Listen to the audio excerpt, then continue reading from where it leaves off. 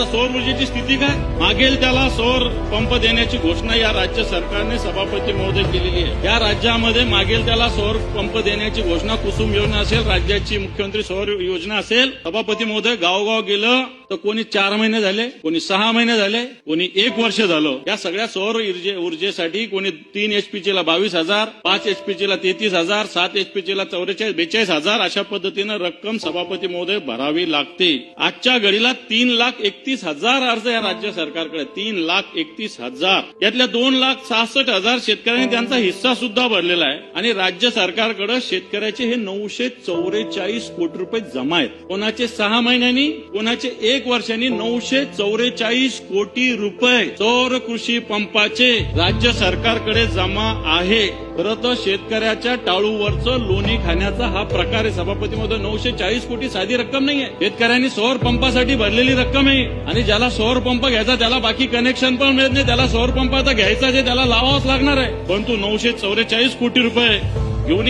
मला वाटत नाही येणाऱ्या काळात या शेतकऱ्यांना सौर पंप मिळेल. कारण अतुल सावे आमच्या इथलेच मंत्री, माझी त्यांच्याविषयी चर्चा होत असते. आत्ताशी माझ्या माहितीप्रमाणे 1,50,000 पंपाचं टेंडर निघालेलं आहे आणि ते मंजूर झाल्यानंतर फक्त 1.5 लाख लोकांना मिळतील.